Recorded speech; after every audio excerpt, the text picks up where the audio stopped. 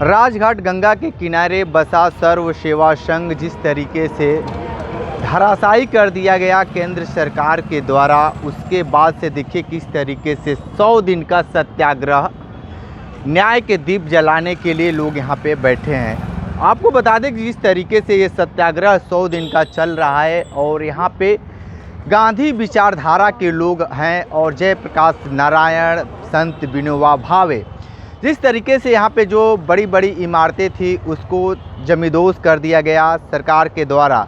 लेकिन अब सत्याग्रह 100 दिन का चल रहा है, लगभग 11 तारीख से लगातार चल रहा है। और यहाँ पे देखिए किस तरीके से लोग हैं यहाँ पे, और हम बात करेंगे कि जो ये 100 दिन का सत्याग्रह है, न्याय के दीप जलाने के लिए लगातार अग्रसर हैं लोग और न्याय के दीप भी जला रहे हैं। थोड़ा सा हम लोग आपसे बात करेंगे।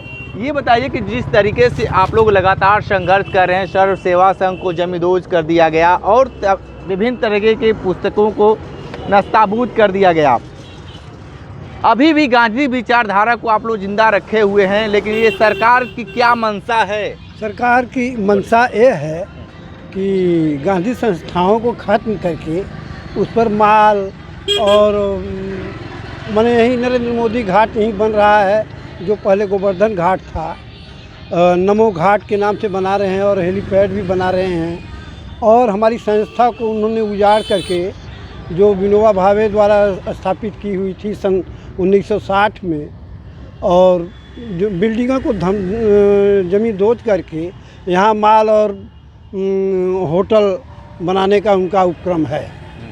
जो ज़मीन हमारी बैनामा की हुई है, रेलवे मंत्रालय ने उसको बैनामा किया है, दस्तावेज हमारे पास है। और अब हम न्याय की लड़ाई लड़ रहे हैं, कोर्ट में हैं गए। हमें उम्मीद है कि सत्य की जीत होगी और हम लोग पुनः अपनी धरती पर काबिज होंगे। और ठीक है, सत्य की दीप जलाने के लिए लगातार ये लोग लड़ाई लड़े। ये बताइए कि जिस तरीके से आप लोग सत्याग्रह लगातार 100 दिन का आह्वान किए हैं और लगातार यहाँ पे सुबह से लेकर शाम तक प्रदर्शन करते हैं आप लोग, यहाँ की लोगों को जागरूकता क्यों नहीं आ पा रही है इतनी? जिस तरीके से जो यहाँ पे बड़ी बड़ी बिल्डिंगें, जब हम लोग खबर कर रहे थे, बहुत सारे हम लोग आँखों से देखा, वो आँखें आज भी अपने अंदर समाई हुई है। किस तरीके से अब गांधी की जो विचारधारा है उसको कैसे बचाएंगे आप लोग? भाई ऐसा है कि बापू तो चले गए हैं और हम लोगों का दुर्भाग्य है कि जब देश 15 अगस्त 1947 को आज़ाद हुआ, उसके ठीक 6 महीने बाद बापू को जाना पड़ा। जो उनके अधूरे सपने थे वो पूरे नहीं हो पाए। उससे बड़ा दुर्भाग्य जो है कि जो उनका विचार था लोकतंत्र की प्रति के, लोकतंत्र कैसा होना चाहिए, स्वशासन, जहाँ कोई शासन ना हो, आत्मान शासन में लोग रहें। बापू एक ऐसी सेना खड़ी करना चाहते थे देश में, आत्म अनुशासन के लोगों की। उनका था आत्म शुद्धि से आत्म अनुशासन आता है। और जो वर्तमान में जो सत्ता है वो अहंकार की सत्ता है, गांधी विचारों की विरोधी सत्ता है, ये सब जानते हैं। तो ना इनके पास आत्मानुशासन है, ना ये संविधान का अनुशासन मानते हैं, ना ये लोकतंत्र का अनुशासन मानते हैं। और जो इनके मन में आता है, देश के चुने हुए कुछ लोगों के मन में आता है, वही कर डालते हैं। और जब व्यक्ति लोकतंत्र में मनमानी पर उतर आता है, कुछ व्यक्तियों का शासन चलने लगता है, तो आप जानते हैं कि एक व्यक्ति क्या नहीं कर सकता है, गलती भी कर सकता है। और ऐसा व्यक्ति जो आत्मानुशासित ना हो, उसी का दुर्भाग्य परिणाम ये है कि आज बापू जो हमारी आज़ादी के नायक थे, जो आज़ादी के मसीहा रहे हैं, जो बापू के अनुयायी रहे हैं, माननीय विनोबा जी, जयप्रकाश नारायण और तमाम जो उनके पीछे लोग खड़े होने वाले लोग थे, उनके विचारों को रोंदने का एक कुत्सित प्रयास है जो यहाँ किया गया है। रही बात आपकी कि जब इतना सब कुछ हुआ तो लोग क्यों नहीं खड़े हुए, तो आप जानते हैं कि देश में भय का माहौल चल रहा है। और हम आप लोगों के बड़े आभारी हैं, मीडिया के। सबसे ज़्यादा सहमी यदि कोई है तो मीडिया है। लेकिन आपके हम आज बड़े कृतज्ञ हैं कि आप हमारी बात सुनने के लिए यहाँ नहीं, आप बात 36 हमेशा सुने हैं आपसे, ये बातें आपकी चली आई है, हम लोग प्रॉपर खबर किए हैं, ऐसा कुछ नहीं है।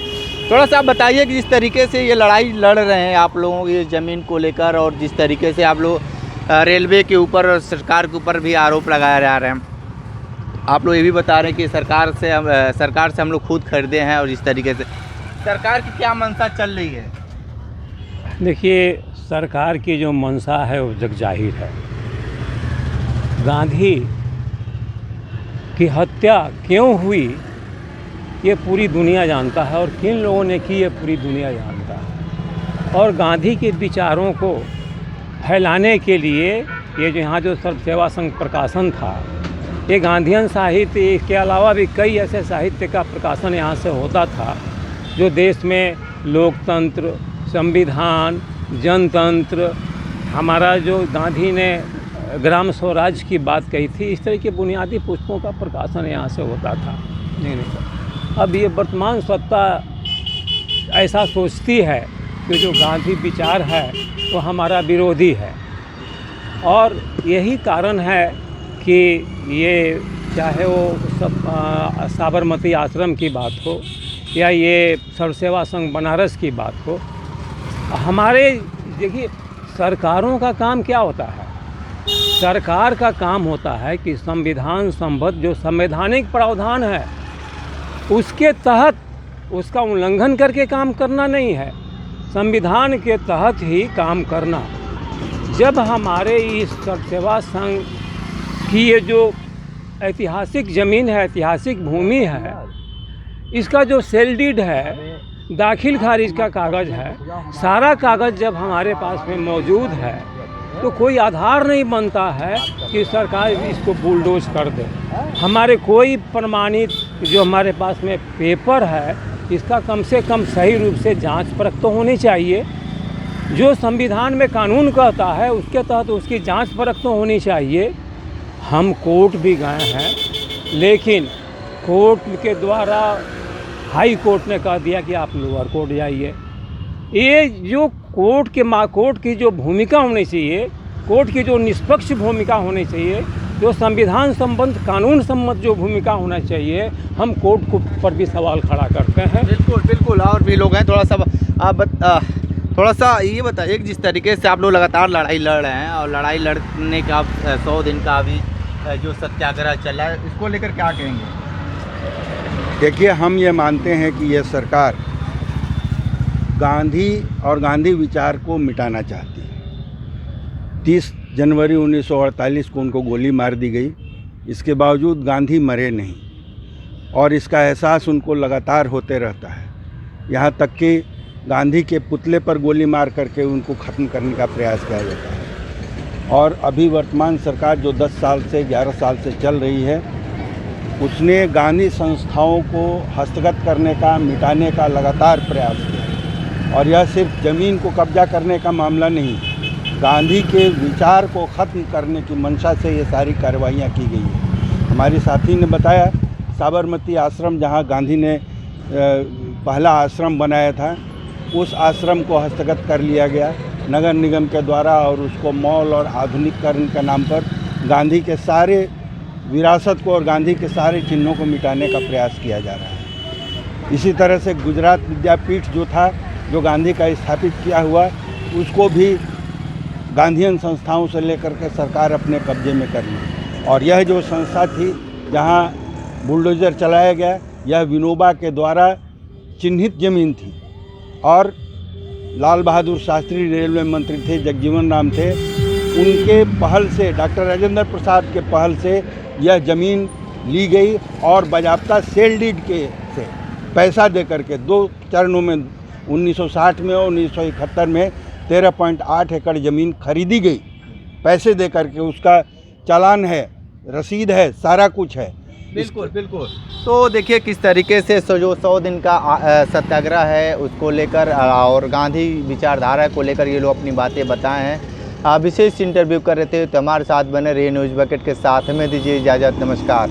पेश है न्यूज बकेट हिंदी मासिक पत्रिका। पढ़ें इस महीने की पूरी खबर विस्तार से हमारे न्यूज बकेट की मैगजीन में। हमारी ई मैगजीन को मुफ्त में पढ़ने के लिए अभी लॉगिन करें www.newsbucket.in पर। इसके अलावा रोज की ताज़ा खबरों के लिए हमारे YouTube चैनल को तुरंत सब्सक्राइब करें।